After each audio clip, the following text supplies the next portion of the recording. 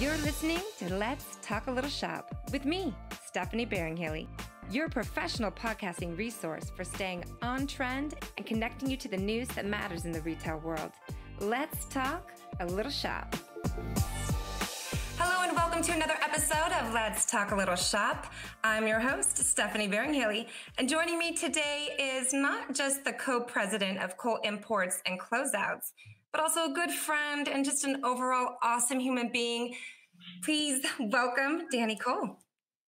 Well, thank you, Stephanie. You got me blushing with those giant accolades to start the call. I appreciate that. We have to go big, Danny. I mean, I expect nothing less of you, so I appreciate that.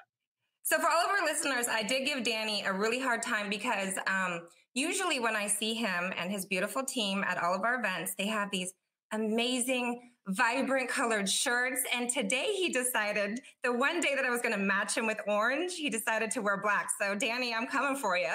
Oh, yeah, I didn't want to take away from your amazing colors. I decided to go very subtle today. So today it's all about you and the colors.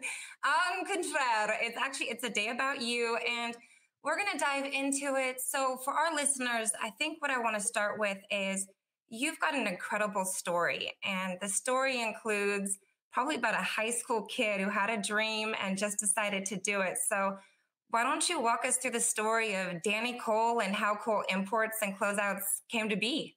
Okay. Well, yeah, I appreciate that. It is a story that we're certainly very proud of. It's not only my story. It's a story that started with my brother and I.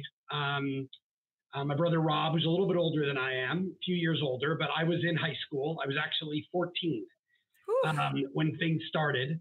And where we started was selling at the swap meets. Our business was down in San Diego. And it was at a time where we basically would sell a little bit of everything. It was just swap meets back then were not what they are now. Swap meets now are full of all kinds of new merchandise. Swap meets back then used to be basically everybody's private garage sale. Okay. So people would pack all their junk in their car and they would bring it to the swap meet and they tried to sell it. What we would do was people used to have to line up 3 or 4 hours before you could get in to get a good spot. So when people would pull their car in, so let's just say Stephanie pulls her car in, you pulled your car in, you think you're going to be in line for 3 or 4 hours. We would come knock on your window and we'd say, hi, do you want to show us what you have that you want to sell? We'll buy it now. Oh. And you'd look at us like we were a little crazy. And then you might, open up the back of your car and we'd say, oh, how much do you want for that? How much do you want for that? And we would buy a couple things from you. And we would try to buy enough that you didn't have very much left. So that whatever was left, we would say, if you want X price for the rest of it, we'll take it all and you can just go home now. Oh. And it was a strategy that worked pretty well because people would look and they only had a few things left and it was 4 a.m. and they'd rather go home than sit there for another 3 hours. So we used to repeat this process more or less every Friday and Saturday night. And then we would pull into the swap meet and we would buy what we sold. And that was really at the very, very infancy of what we did. Then it turned into starting to sell new merchandise. Okay. And it was all promotional type merchandise. And this is back like in 1980. So I know I'm really aging myself when I say that, but that's the truth. So in 1980, as a country, we weren't the crazy consumer nation that we are now. So it wasn't like you could walk into Walmarts everywhere, Targets everywhere. So when we started selling new merchandise back then, there were things that were like promotional, like socket sets. And it was, you could have probably gone around in the mid to late 80s and almost every person had one of these socket sets in their garage because it cost $5 for, a bunch of sockets and a ratchet. And that's really where our business started to evolve, is when we figured out that we could buy new merchandise. And we would drive up to LA and we found wholesalers similar to what we are now. Okay. And instead of having to be on this hunt every Friday and Saturday night to figure out, can we find stuff to buy and sell, we were able to buy it in advance and buy enough of it that we could go to the swap meet and start selling the merchandise that we had bought earlier in the week. So it was socket sets, it was bench vices, it was floor jacks, it was all tools, which is extremely ironic because I'm probably the least handy person. But everyone needs it. Everyone needs a tool. So everyone needs it, but I'm tool challenged when I hang up a picture in my house. It's a major accomplishment when I can hammer nails in the wall. But at that point, the business started growing, and the story we like to joke about is our first warehouse when we were starting our business was the bathroom of our mother and father's sandwich shop. Oh. Literally a bathroom size is where we stored everything that we didn't sell for that weekend.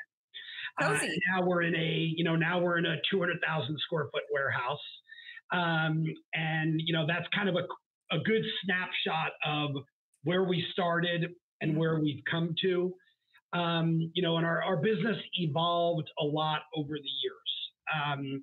It did start in tools and automotive, and then it moved into pretty much anything that was a good promotional item. So whether that was a picture frame, whether it was pet items, anything we thought that was a good deal, we would be willing to buy and try to sell it.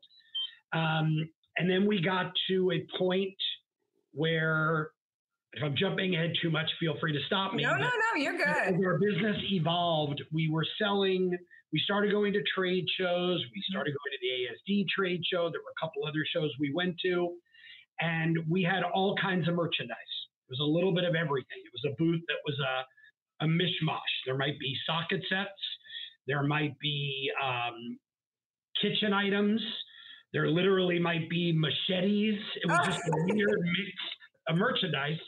And then we heard about a concept called the dollar store. Oh, yes.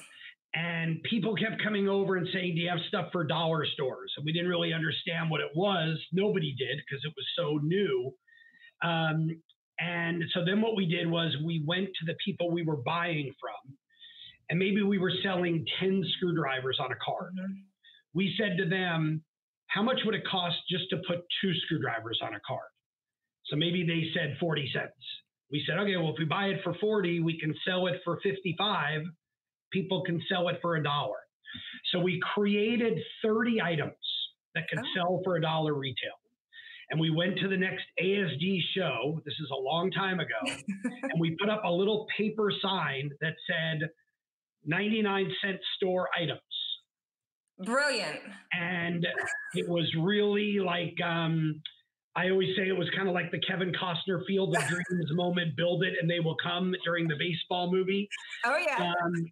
We put up this sign and it was like a sea of people coming over to our booth. What do you have? And I think it was like halfway through the second day of the show, we had literally sold out everything we had. And my brother and I looked at each other and we were like, this is something unbelievable. Yeah. And we made the decision, which was a risky, gutsy, ended up being a lucky, right decision to basically take everything we were selling and change our entire product line into items that could sell for 99 cents. Wow. And we flew over to Hong Kong and we met with factories and we created, and I don't mean like we created something that didn't exist, not like a new product. What we did is we took products and changed them to be able to be sold for 99-cent retail. And 4 months later, we had probably 200 items that could sell for 99 cents. And we traded in our gross paper sign for like a real banner. And we put up a sign that said, largest variety of 99-cent store merchandise. And our business really exploded. And there was a 10-year growth like this. And it was a great, great run. We were at the forefront of something that no one knew it was going to become really a part of the fabric of not only the U.S., but pretty much every country now has a format of a dollar store. And we were really at the front of it. And so when people would come walk around a show, we were there and our booth kept growing from 2 booths to 4 booths to 8 booths. And as it was growing, literally everything in our booth could be retailed for 99 cents. And people would Amazing. be amazed because it was just so many items. And we kept adding categories so that we would have more and more available. So, that's where our business really grew. And then about 7 or 8 years ago, the dollar store phenomenon started tailing off a little bit. It still exists, but it's changed. Most dollar stores are dollar and up now. Yep. And so we changed again. We pivoted again. And we made the decision that we saw the writing was on the wall, that the category and the kind of the craziness was wearing off for a few reasons. And we started changing our product line again. So we still have items that can sell for $1 retail. Got it. It's not always in a dollar store. You can go into a Target and they may have some items that sell for $1. Oh, it's our favorite section at Target. Exactly I right. go with my family and we pick up everything that we don't need, but it's seasonal, it's fun, the kids like it. So yeah, right. And I'm sure you noticed it's right when you walk in the store. Because even though the concept has mellowed out a bit, it's still a magic number. $1 is, you don't have to really think about it. It's like, okay, the kid wants it. Okay, she gets one, he gets one. You don't have to think about it so much. Yep. So we've evolved in our business as now probably 25% of our items can sell for $1 retail.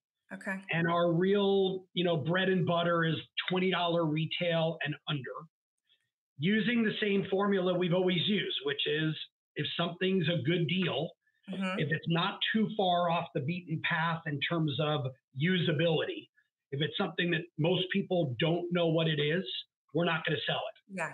If it's something that's recognizable, that people know what that item is, if we can buy it and sell it to our customers where they can sell it at a good price, that's kind of the formula that works. It's not magic. It's your sweet spot. That's totally your sweet spot. That's our sweet spot. So I have to stop you because yeah. for your parents who had the sandwich shop who said, hey, you can use our restroom and you can fill it with things. I mean, that's pretty amazing that they saw potential in your business model. You were only in high school at the time. So tell me a little bit more about that dynamic. How did you and your brother, how did you guys convince them that this was something that you could profit and expand outward? What was that like? Yeah, it's a great question. It's because, I look back on it, I'm like, when you're 15 years old, no one should really be trusting you to do anything other than your right. And even that, you're probably not going to do. So we grew up with, a father who had a one-man business. We grew up in New York, and my dad was had a one-man business where he sold food to diners and restaurants. We definitely learned and watched hard work our whole lives. Our dad was most days up at 3 or 4 in the morning, driving to the wholesale meat district downtown New York, then driving out to the suburbs and delivering to restaurants. I'm the youngest of 4, so I experienced that the least of all of my siblings. But my 2 older brothers experienced it a lot, where they would go with him in the summers and they would work with him. And even though I didn't do it as much, I definitely did it enough that I learned hard work.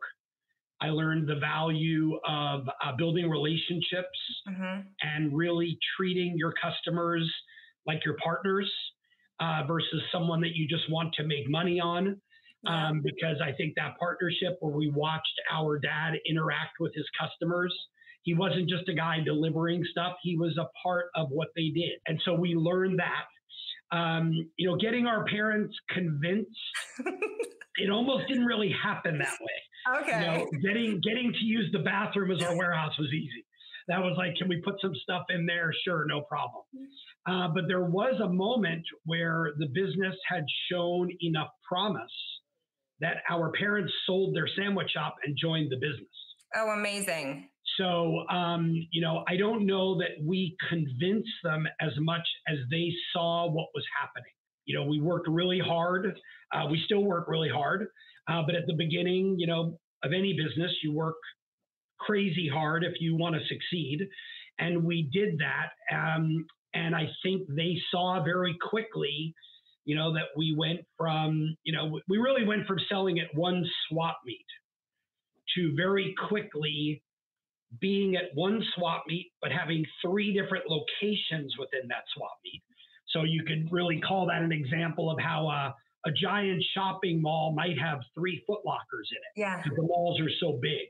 These swap meets were so big that we would have 2 or 3 spots within one swap meet. But then what we did was we had multiple spots in every swap meet in San Diego. We have a lot of people that have been with us a really long time. Our name may be on the building, but, it takes a lot of people to do what we do. And we have, literally probably 20 people or more that have been with us 20 years or more. Long time. We've got people that have been with us 30 years or more. We have people that have been with us literally since day one, which is 37 or 38 years now. So I think it is a big part of what we do. And back to what you said about my parents, we definitely learned how to treat people, not just employees, not just customers. I think people in general. We definitely learned the value of good relationships and treating people fairly. And I think, the reason people are with us so long is they are treated fairly and they feel like they're a part of something. I never say someone works for me. I don't like the phrase. If a salesperson ever introduces me as their boss, it only happens once. I don't even like the word. We work together. And so that's how I introduce myself and how I prefer to be introduced versus this is who I work for, because that's not the mentality we look for in people. Well, you have a family. It's so interesting. I don't know if you remember this, but years back, we went bowling with your team. It was the ASD team, and then it was the Kole team. And you could see it. You had so many people that they were smiling and they felt like they were part of the Kole family. And for ASD, we were like, Kole Imports is part of our family too. So I think your parents did a very good job of instilling that in you and your brother, because you invest in people. And that is something that I don't think is very common these days, that it goes a long way. So kudos to your parents for instilling that into both of you guys. Yeah, I appreciate that. And I do remember the bowling night, mostly because we won. I don't know about that. But, I think to your point, I think we definitely do invest in people. But I think the other big word that I would use is we really try to empower people. Yeah. We basically, every salesperson that works with us has heard that their desk should be thought of as kind of like, it's their company working within our company. Love that. So, if they run it as their business, they're going to be more motivated. If they run it as I work for this person, it's hard to get as motivated. And certainly if you're talking about salespeople in general, there's a financial motivation to run your own business. But we really try to do that exact same thing with every person that works here. If I was to walk around outside in our offices right now, there's probably a dozen cubicles. We have a young lady by the name of Rachel that works with us. She's been with us 35 years. I see it every time I go into her office. She has a picture of our building in her office. Oh. And instead of Kole Imports, it says Rachel's Imports. And, so and there's other people that have that same thing, because we've said that over and over again. Think of it as your own business. And if something's going well, great. If something can be done better, take it personally and think, how can we improve that? So we do invest in people, but I think we've done a really good job also empowering people. And that speaks of your leadership, right? So how would you define your leadership from previous to now, and how that's had to change, because the world has changed, right? So give us the scoop on Danny Kole, the leader. That's been a real evolution for me as a person. So, when we started, in many cases, I was hiring people that were 20 years older than me. Yeah. When I was 18 and 19, when you hire someone who's 40, who's a salesperson, who's been doing it a long time, as a leader, you've got to think about how do you present yourself in a way where they're not thinking this young kid doesn't know what he's talking about. So that was something that I had to learn over time. I think you get better at anything the more you do it. Of course. So I think as a leader, I've gotten better at it. I take a lot of pride. I think I'm a good motivator. I think by nature, I'm very positive. Um, my friends like to joke that I find the positive in Charles Manson, but I think that serves me well. I think looking for the positive in things is certainly better than looking at glass half empty. I'm Mhm. definitely a glass half full person. I know you and I have spoken about this before. I spent a lot of time coaching youth sports for all my kids as they were growing up, and to me, it's not all that different. When I speak to people here, my constant comment is not everything I say is going to resonate with you, Yep. but you should be willing to hear the parts that do make you better. If you are, to use, I'm a huge sports fan. I always use sports analogies, but Mhm. if you're a hitter in baseball, the reason there's a hitting coach is because even the best hitters can tweak things a little bit. So a lot of what I've learned over the years is I've had to come at people from the place of not what you're doing wrong, but Mhm. here's what you can do a little differently, not even better. Because when you say to someone, you can do this better, It turns them off. they're hearing that they're doing it wrong, right? So I've learned to use words differently. I've learned to write my emails in a way that always end on a positive note so that hopefully their takeaway is something positive. Your Um, famous quotes, right? Every email that you have has a quote at the end. What is your current quote right now? I mix them up all the time. It could be never, never, never give up. It's all things that I think are good reminders. There's always room to improve, I believe, is the Mhm. one that's there now. And in that comment, I'm speaking to myself Yeah. and I'm speaking to anybody that reads it. And I think anybody that's not willing to read that and say there is room to improve is probably someone that's, I don't want to say uncoachable, but that's going to be a tough person to coach. Yep. So you've got to be willing, you have to have a person who's willing to hear you and say, I can improve. And I've learned over the years, there's some people that are, I don't want to say uncoachable, but it's really tough to coach them. Of And course. I tend to use my energy on the ones that I can help versus the ones that don't want to be helped as much. I love that. And I think it goes into two of you're really good at looking into yourself and then taking that extra care of saying, I'm talking to this individual and my words matter and my actions matter. And so if I want to be the leader of this large company that is subject to shifting because the industry is always changing and there's highs and there's lows, they're taking a hard look at you to say, okay, what's his temperament and how do I be the best associate that I can, right? So I think that's a testament. Everything that you do is done with consideration.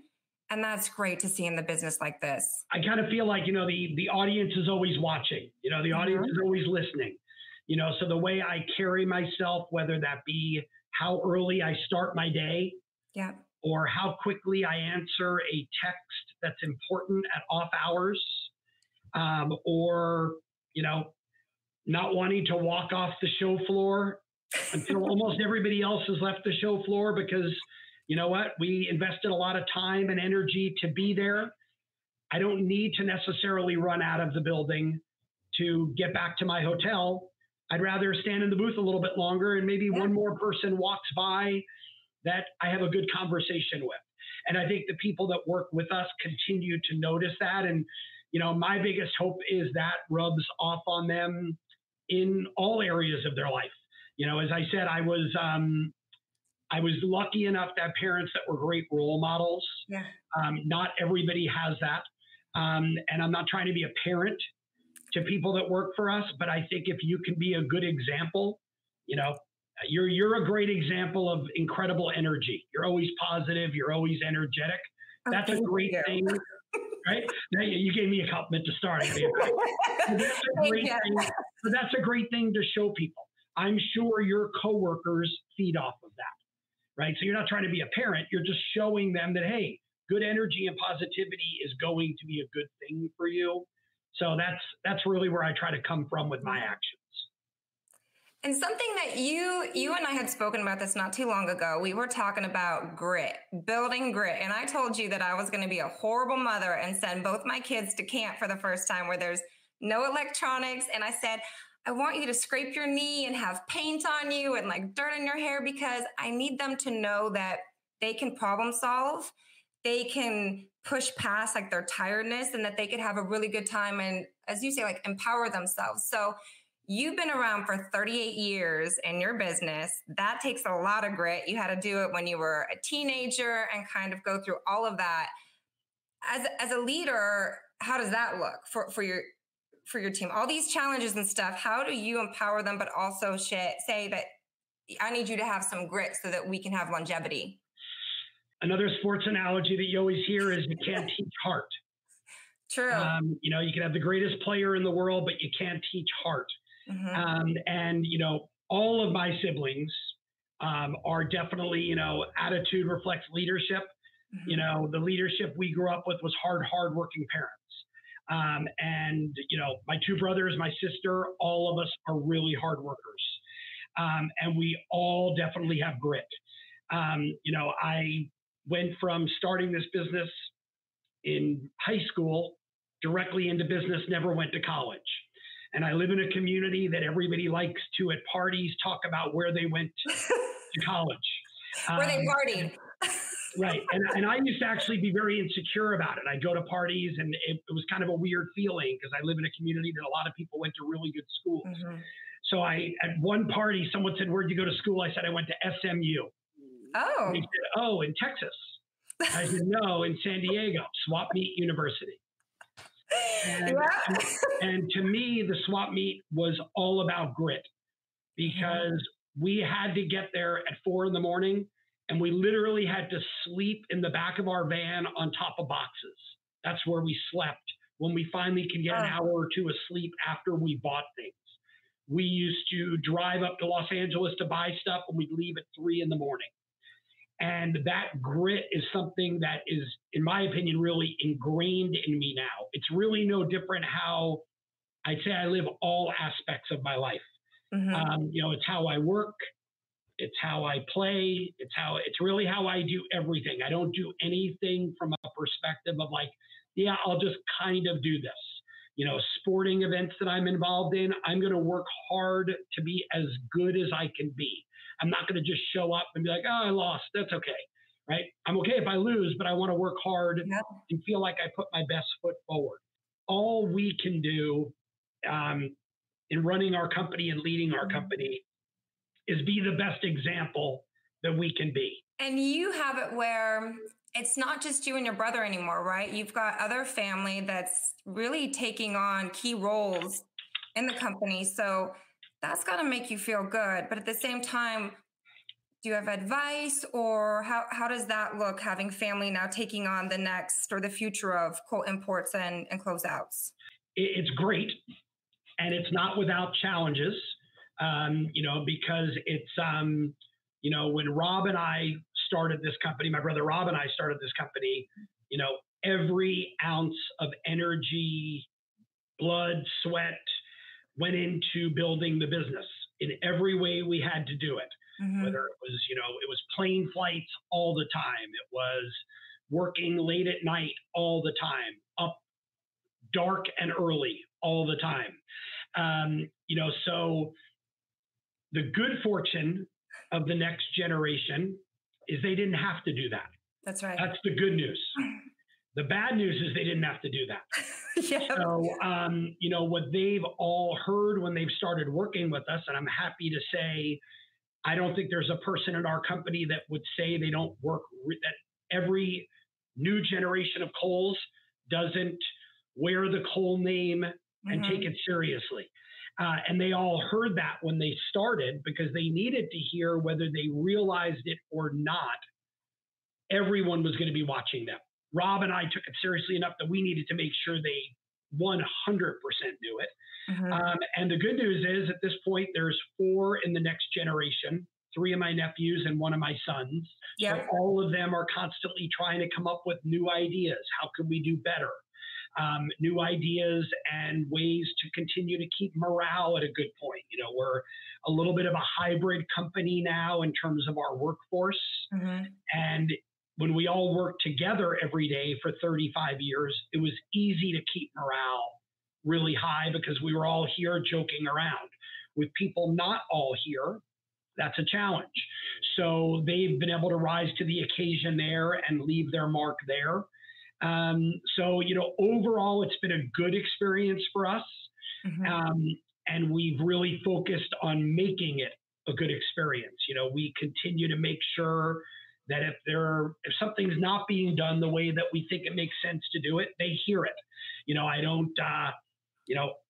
I want them to scrape their knees, use your analogy, because they've got to make their mistakes. But when they make a mistake that was avoidable, mm-hmm. we explain it, right? If they make a mistake that is just, look, I make plenty of mistakes, right? Some are avoidable, some aren't. The ones that aren't avoidable, they learn from it, they scrape their knee and they put their Band-Aid on and they get back to work. The ones that are avoidable, we try to make it a teaching moment and help them continue to get better. Because again, Rob and I have 38 years experience now. Rob's oldest son has been with us now, I believe, about 12 years, his next son about 10 years, and then his next son about 5 years, and my son about 3 or 4 years. Mm-hmm. 3, 4, 5 years, you're just really starting to fully get it. So they continue to have teaching moments, and thankfully they're willing to hear what they need to hear. And, for us, as you said, it's a great feeling. I know that my parents are looking down or would be thrilled to know there's another generation. And, I know they'd be proud of the job that they're all doing. And that's really the biggest thing that I could ask for. Well, I think the group is in good hands because, like you said, the experience is all going to keep adding, but correcting it and having those conversations to say, okay, how do we avoid it? Or what was the learning moment? And it's okay to fail, or it's okay to have a situation as long as we grow from it. And I think that puts your company in great hands for the future. So I want to wrap it up. I want to dig into ASD Market Week real quick because, like I said, you guys are family to us.